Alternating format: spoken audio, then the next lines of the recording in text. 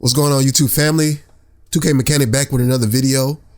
And in this video, I'm gonna give you guys 6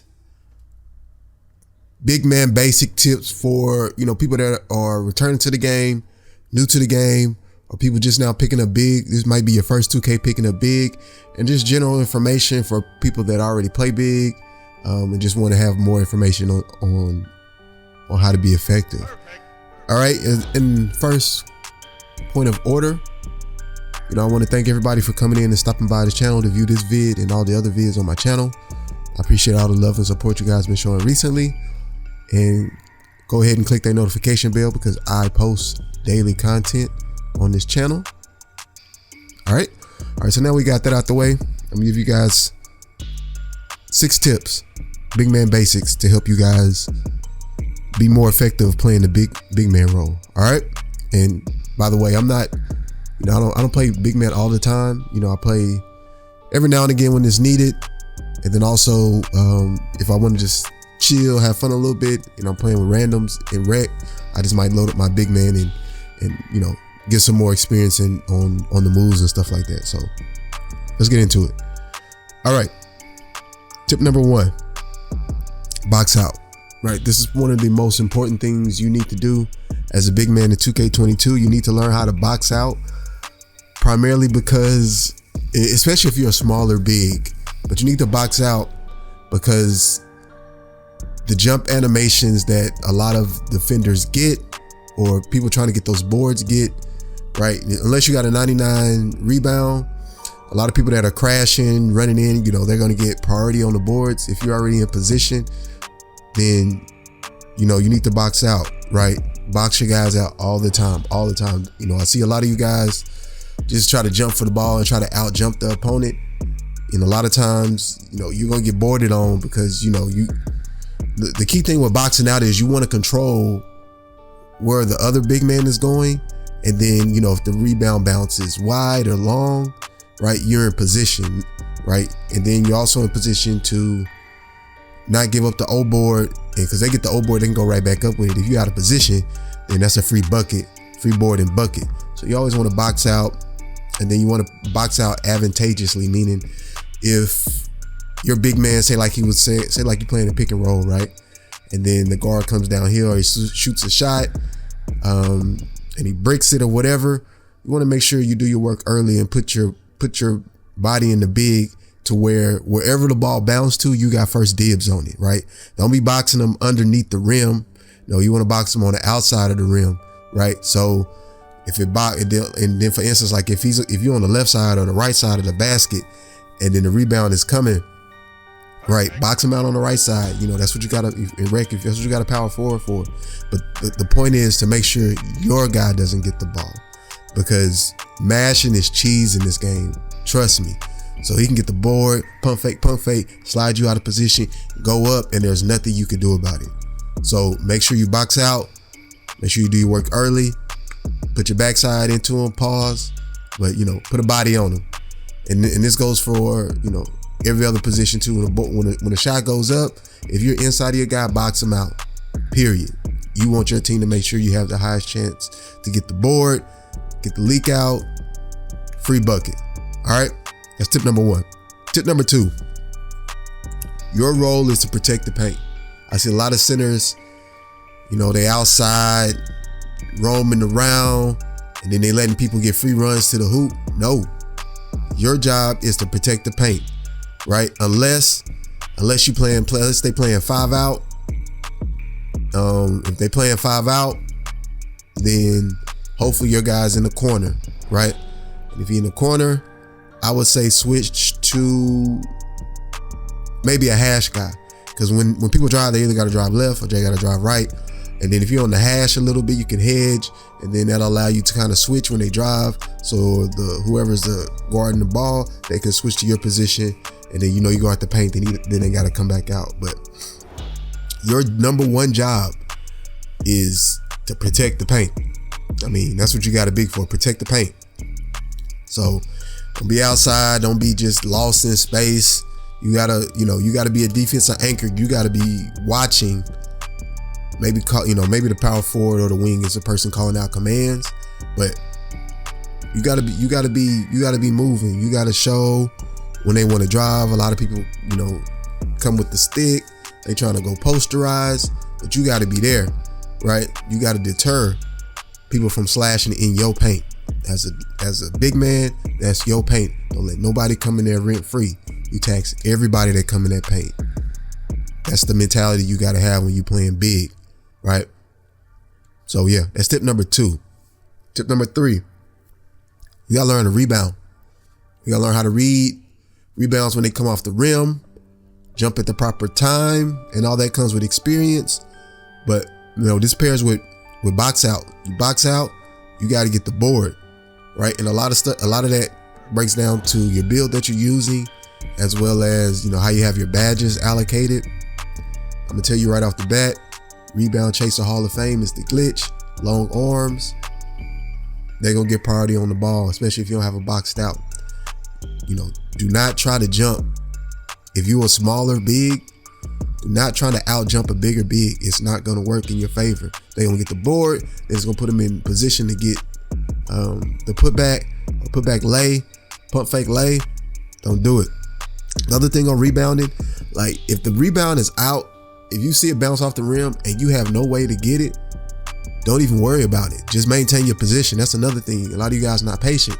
Maintain your position, right? Because if you get out of position, you jump, and then you get out of position and they get the board, you like way over here, then they're gonna pass it inside and it's a free bucket. Like I say, your first responsibility is to protect the paint. Then, get boards, and then the instance where the ball just kind of bounce out of your reach, then you maintain your position to make sure nobody can get a free run at the paint or a free bucket at the paint. All right, that's tip number 3, rebounding. Tip number 4, screens. You gotta learn how to set effective screens, right? Position, the angle, and this probably takes the longest for people that just start playing big man, learning how to set screens, because and I do like screens in this game. I think they're way better than what we had previously. Like there's not a lot of magnet screens or suction screens in this game, especially they tone down the suction screens a lot in my personal opinion, right? So screens are pretty big, but if you know how to set a screen, set it and hold it. Some of you guys, set the screen, then you move, but there's no reason, like you guys kill me. You pick and you roll, but there's no point to roll if your big man is still there. Reset the screen, right? And screen setting is kind of a team effort between you and whoever the ball handler is, right? It's a work of art, my opinion. All right, because the point guard might like to head Z. You got to learn how he dribble and what he like. Talk to him, communicate. You want the screen here? What does he like to shoot from? When you pin somebody in the corner, go set that big man screen and keep them in the corner, so they get the free range to come across the whole outside of the shooting area, and then the big man got to switch, because you want to force a switch. You force a switch your small guard, and then you roll. You screen, and when your big man come up, then you roll. That's the whole point of a pick and roll, right? Perfect. Yeah, so you guys got to learn how to do the screens. Me as well. I'm still learning this game how to do screens. Like I say, I run big man maybe 15-20% of the time, so I'm still learning how to set better screens. Screen. What is that? Brick wall helps with that. Gold or Hall of Fame is the recommended, in my experience, or else they're gonna slide off your screen. You don't really give your guy enough time to kind of shoot off that. But yeah, screen effectiveness is key, especially you running pick and roll. All right. Number 5, pair with screens, you gotta learn how to slip, right? Slipping is big. And then also you gotta have a guard that knows how to read the slips. For instance, you come and you set a screen and they try to play, and you see your big man or whoever's playing big comes up to hedge. Sometimes you don't even have to hit the screen. You just slip. You can just go set up and slip, right? And I'm gonna give y'all a little gem for those that kind of watching all the tips. Slippery off ball works really well in this game. Trust me. Slippery off ball, because I guarantee you, 9 times out of 10, whoever you're going up against is not running off ball piss, right? And it's gonna be hard to get those bumps on them big man if you especially don't have strength. They're gonna slide right past you. Slippery off ball, you put that thing on bronze, silver at most, you're gonna be real slippery going to that hoop. They're not gonna be able to contest you. And I already told you, paint mashing is key in this game. So if you get the inside of position, you have like a 90% chance to make the bucket. That's just a 2K mechanic stat, just based on what I've seen and what I experienced. If you under that hoop, you have a 90% chance of scoring, unless you just pick the wrong side of the hoop to go to, because you got left or right. And if you're if the big man is on the left, you go to the right under the hoop. If he's on the right, you go to the left. 90% of the time, you're gonna hit that shot. It's just how OP paint mashing is in this game. So to get the advantage, to be able to slip, get to the hoop, pump fake, go with a lay, because he's gonna be on your hip. He's gonna try to chase block you. Go up with a lay, easy bucket. All right. So you guys got to learn how to slip, when to slip, when not to slip. Watch. The key thing is you just watch your man, that after you set the screen, what he does. If he stays in the paint, that's an easy 3. If he comes up, that's an easy slip. All right. Learn how to slip, guys. All right. So that was number 5. Right. Yeah, that was number 5. All right. Number 6, last one, badges. You gotta make sure you have the proper badges aligned. Put the proper badges on your player. So as you see in most of my videos, I'm giving you guys Hall of Fame brick wall for the most part, gold on some of the builds. I'm trying to give you 99 rebound chaser. 99 rebound chaser is glitched. It's soup. I'm telling you guys, if you can get rebound chaser Hall of Fame, do that. You can check out my new meta build, center build. I believe, I got 99 rebounding. The block is like a 97, which gives you Intimidator Hall of Fame, Chase Down Artist Hall of Fame, and Rim Protector Hall of Fame. Right? So the chase down, a lot of people say it's nerfed, and it's possibly it's nerfed a little bit, but you still can get hella chase downs, especially if you got a long arm length. There's a lot of guys, if they go into the paint, they going in the bang, and you can get, a lot of them don't have the safety dunks that you need to have to make sure you don't get blocked. So they bring in the cockbacks, they bring in the windmills, all those little crazy dunks. And guess what? That's easy to block, right? So how you have your badges set up as far as defensively and offensively, so defensively, you definitely want the box out on. Probably gold is best. Box out. You want rim protector as high as you can get it. You want rebound chaser as high as you can get it. You want worm at least silver.